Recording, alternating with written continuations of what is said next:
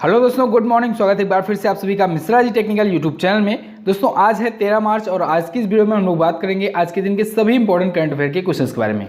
पूरी वीडियो ध्यान से देखिएगा, पूरी वीडियो डिटेल में आपको समझाई गई है। साथ ही साथ मैंने पुराने दिनों के करंट अफेयर के क्वेश्चंस को भी आपका रिवीजन भी कराया हुआ है, तो आप साथ साथ रिवीजन भी करते चलेंगे। वीडियो देखने के बाद आप क्विज भी सॉल्व कर सकते हो। क्विज मिलेगी आपको MJT ऐप पर।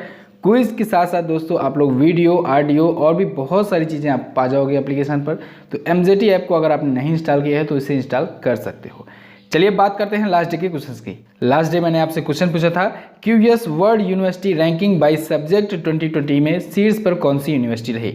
तो मैसाचुसेट्स यूनिवर्सिटी रही टॉप पर। दूसरा क्वेश्चन था, टाइम्स ऑफ इंडिया ने क्रिकेटर ऑफ द ईयर का अवार्ड किसे दिया?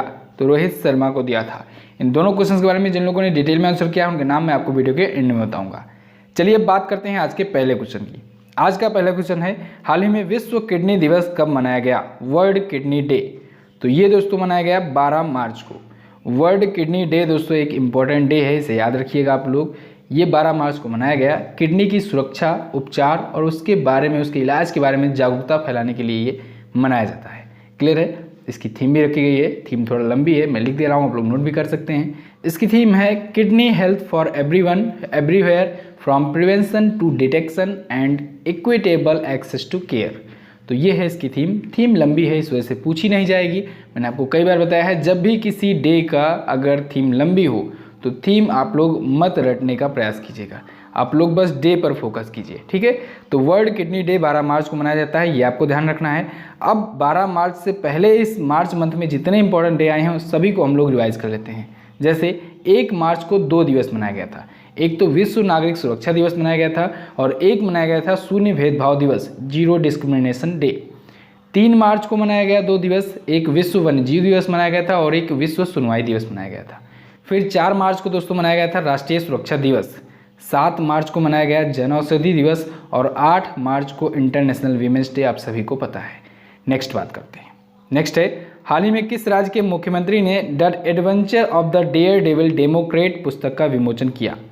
तो अभी हाल ही में उड़ीसा के CM नवीन पटनायक ने the adventures of the daredevil democrat नामक बुक का विमोचन किया है। ये एक कॉमिक बुक है दोस्तों और ये आधारित है उड़ीसा के जो प्रेजेंट टाइम के CM हैं नवीन पटनायक जी, इनके जो पिता थे बीजू पटनायक जी, उनके जीवन पर ये आधारित है। बीजू पटनायक जी की 104वीं जयंती है, तो उसी 104वीं जयंती के अवसर पर ये बुक लॉन्च किया गया था। बीजू पटनायक ने ही बीजू जनता दल पार्टी की स्थापना की थी, जिस पार्टी के यहाँ पर अभी CM हैं। नवीन पटनायक 5 बार CM रहे हैं और बीजू जनता दल पार्टी की स्थापना इनके जो पिताजी थे उन्होंने अपने नाम पर की थी, बीजू पटनायक जी थे। ठीक है? तो उन्हीं की 104वीं जयंती पर उनकी लाइफ से रिलेटेड ये बुक लॉन्च की गई है। क्लियर? बिल्कुल। अच्छा, अभी कल भी एक बुक का नाम आया था। कौन सी थी बुक?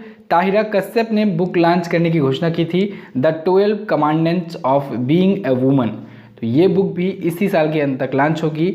अभी 8 मार्च को जब अंतर्राष्ट्रीय महिला दिवस मनाया गया था तब इन्होंने घोषणा की थी। ताहिरा कश्यप आयुष्मान खुराना की पत्नी हैं। अच्छा, कल उड़ीसा से भी एक क्वेश्चन आया था। क्या क्वेश्चन था? स्वयं सहायता समूहों के लिए मिशन शक्ति विभाग बनाया था उड़ीसा सरकार ने, और ये देश का ऐसा पहला राज्य बन गया था जो स्वयं सहायता समूह के लिए एक अलग से डिपार्टमेंट बनाया है। क्लियर है? तो इसे भी ध्यान रखिएगा। और उड़ीसा से मैंने एक पॉइंट आपको क्या बताया था कि खेलो इंडिया यूनिवर्सिटी गेम्स का पहला संस्करण भी यहीं पर आयोजित किया गया था। तो ये सारे पॉइंट दोस्तों आप लोग ऐसे ही लिंक कर करके आप लोग रिवाइज करते चलोगे तो करंट अफेयर आप कभी भी नहीं भूल सकते हो। करंट अफेयर में आपको महारत हासिल हो जाएगी। चलिए उड़ीसा के बारे में थोड़ा सा इंपॉर्टेंट पॉइंट और जान लेते हैं। स्टैटिक पॉइंट, भुवनेश्वर यहाँ की राजधानी है। उड़ीसा ये दिख रहा है मैप में। नवीन चंद्र पटनायक जी बीजू जनता दल पार्टी से हैं, अभी मैंने आपको बताया। प्रोफेसर गणेशी लाल यहाँ के हैं गवर्नर। नंदन कानन वन्यजीव अभ्यारण्य, सिमली पाल अभ्यारण्य और चंदका हाथी विहार, ये है उड़ीसा में ही। अच्छा, कल किसी ने कमेंट किया था कि उड़ीसा तेलंगाना से बॉर्डर शेयर करता है कि नहीं। तो दोस्तों जो मैं ये मैप आपको शो कर रहा हूँ ये न्यू मैप है। जब जम्मू कश्मीर और लद्दाख यूनियन टेरिटरी बनाई गई तो उसके बाद इंडिया ने नया नक्शा जारी किया है और ये तभी का नक्शा है। ठीक है? न्यू मैप है, तो आप लोग इसी को आप लोग ऑफिशियली मानिए, पहला पुराना नक्शा आप लोग मत देखिएगा। ठीक है? तो इसके अकॉर्डिंग उड़ीसा बॉर्डर नहीं शेयर कर रहा है तेलंगाना से। क्लियर है? और मैं आपको हर वीडियो में बताता हूँ जो भी राज्य का नाम आता है वो किससे किससे अपना बॉर्डर शेयर करता है, इसको जरूर बताता हूँ क्योंकि यहाँ से क्वेश्चन देखने को मिलते हैं। तो आप लोग इसे भी इग्नोर मत किया कीजिए। कौन सा राज्य किससे अपना बॉर्डर शेयर कर रहा है, इसको आप लोग ध्यान रखेंगे। तो उड़ीसा दोस्तों पश्चिम बंगाल से, झारखंड से, छत्तीसगढ़ से और आंध्र प्रदेश से अपना बॉर्डर शेयर करता है। क्लियर है बिल्कुल। नेक्स्ट बात करते हैं। नेक्स्ट है महिला विश्व कप 2021 कहाँ आयोजित किया जाएगा। तो आईसीसी का विमेंस वर्ल्ड कप 2021 दोस्तों आयोजित किया जाना है न्यूजीलैंड में।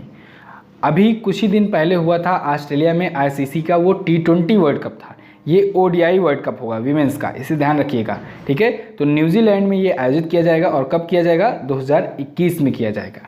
अच्छा एक बात और ध्यान रखिएगा, भारत क्वालिफाई नहीं कर पाया है वर्ल्ड कप के लिए, तो भारत को क्वालिफाई करना होगा इसमें खेलने के लिए, ठीक है। क्वालिफिकेशन राउंड इसको कंप्लीट करना होगा, उसके बाद ये क्वालिफाई कर पाएगा आईसीसी वर्ल्ड कप के लिए, इसे ध्यान रखिएगा।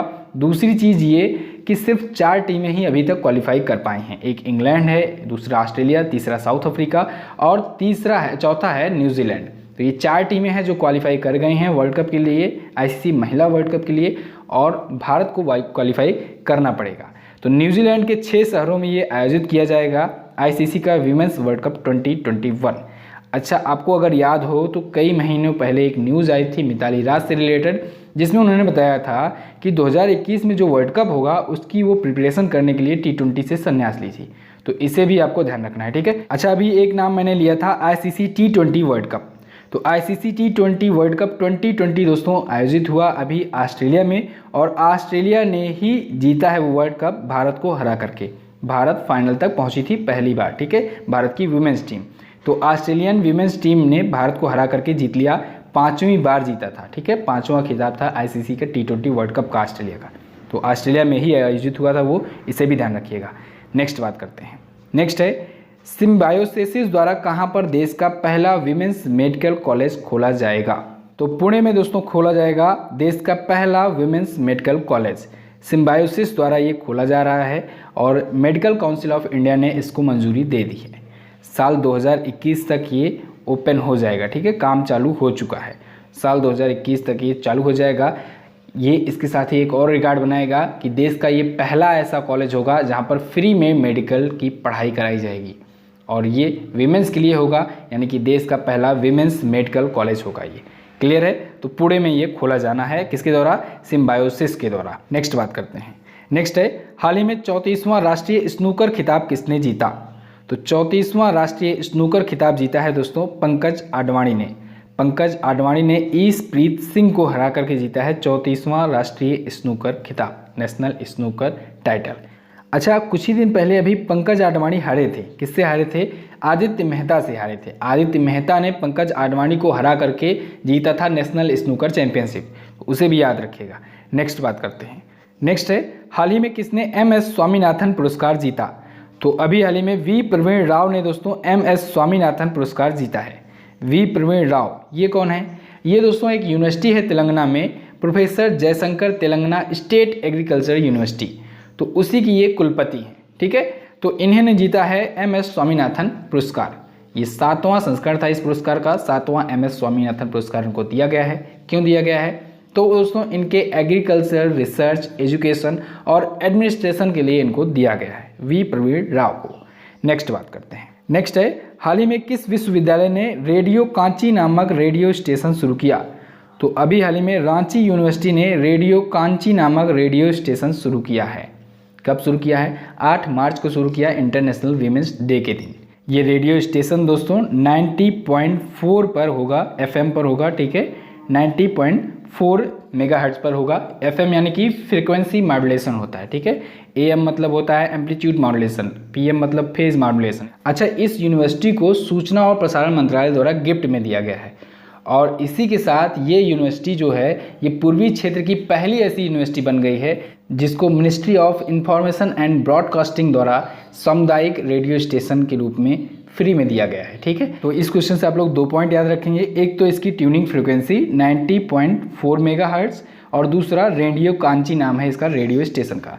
नेक्स्ट बात करते हैं। नेक्स्ट है दुनिया का दूसरा सबसे बड़ा हथियार आयातक देश कौन बना। तो दुनिया का दूसरा सबसे बड़ा हथियार आयातक देश एक बार फिर से बन गया है भारत। एक इंस्टीट्यूट है दोस्तों Stockholm international peace research institute, तो उसने एक रिपोर्ट जारी की है। रिपोर्ट का नाम है trends in international arms transfer 2019 report. तो इस रिपोर्ट में ये बताया गया है कि भारत दुनिया का दूसरा सबसे बड़ा आयातक देश है हथियारों का। तो भारत दूसरा है तो पहले पर कौन है?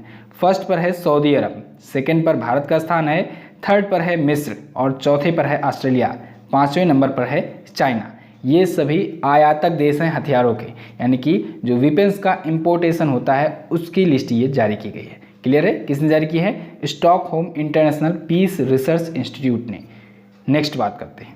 नेक्स्ट है नासा ने मार्स 2020 रोवर का क्या नाम रखा? तो नासा दोस्तों इसी गर्मी में अपना मार्स मिशन लॉन्च करने वाला है और उस मार्स मिशन का नाम रखा है परसिवरेंस। इस मिशन के तहत ये मार्स पर यानी मंगल पर अपना रोवर उतारेगा। ठीक है, तो क्या काम होगा इसका रोवर का? इसका काम होगा कि वहाँ पर मंगल ग्रह पर लाइफ की पॉसिबिलिटी ढूंढा जाए, उसके लिए सैंपल्स ये इकट्ठा करेगा रोवर जा करके। तो पहले इसका कोड नेम जो था वो मार्स 2020 था, इसका कोड नेम अब चेंज किया गया है और अब नाम रखा गया है परसिवरेंस। क्लियर है? तो नासा द्वारा ये भेजा जा रहा है परसिवरेंस। अच्छा, इस नाम के पीछे भी एक स्टोरी है। इस नाम को सजेस्ट किया है क्लास 7th के एक स्टूडेंट ने। 7th का स्टूडेंट था, नाम था उसका अलेक्जेंडर माथेर। नाम याद रखिएगा, अलेक्जेंडर माथेर नाम के क्लास 7th के स्टूडेंट ने इस नाम को सजेस्ट किया है। इंपॉर्टेंट पॉइंट है, पूछा जा सकता है।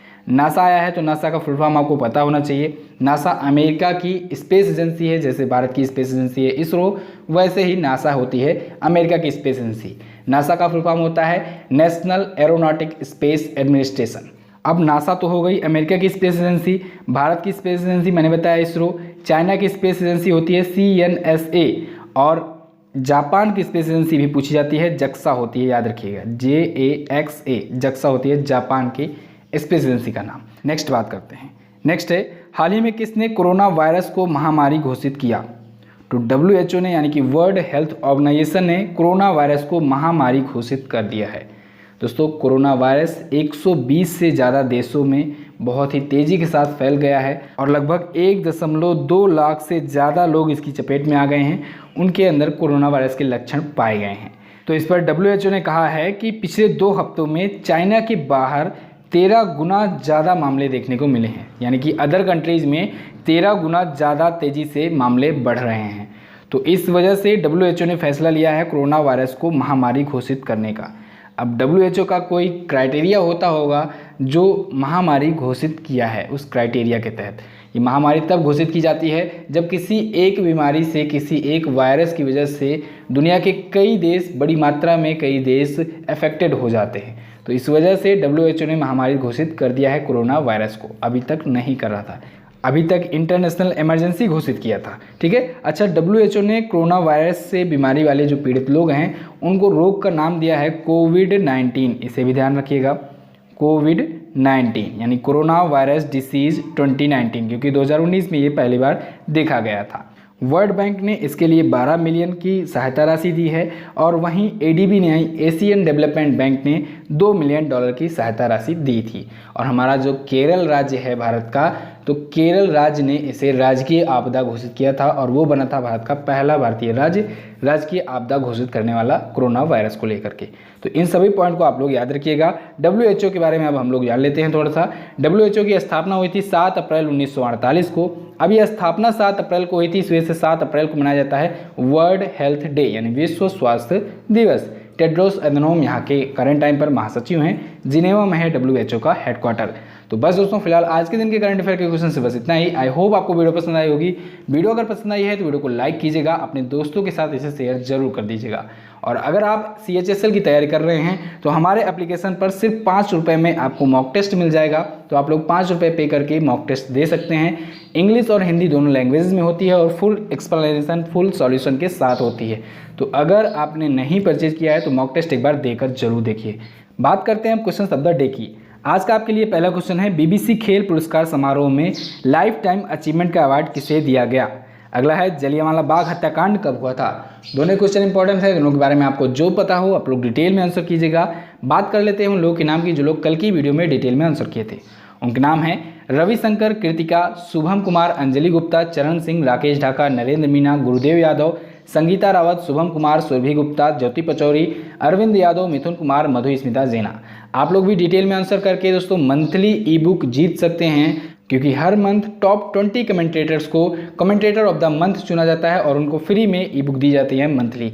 तो आप लोग भी इसमें हिस्सा ले सकते हैं। क्राइटेरिया सिंपल सा है, आप लोग डिटेल में कमेंट कीजिए और टॉप 15 में अपना नाम दर्ज कराइए। मिलते हैं दोस्तों नेक्स्ट वीडियो में। सब्सक्राइब कर लीजिए चैनल को, बेल आइकन को जरूर प्रेस कीजिएगा वरना आने वाली वीडियोज़ का नोटिफिकेशन नहीं मिल पाएगा। मिलते हैं नेक्स्ट वीडियो में, तब तक के लिए नमस्कार, जय Hind, Vande Mataram. Subscribe now and press the bell icon. Never miss an update.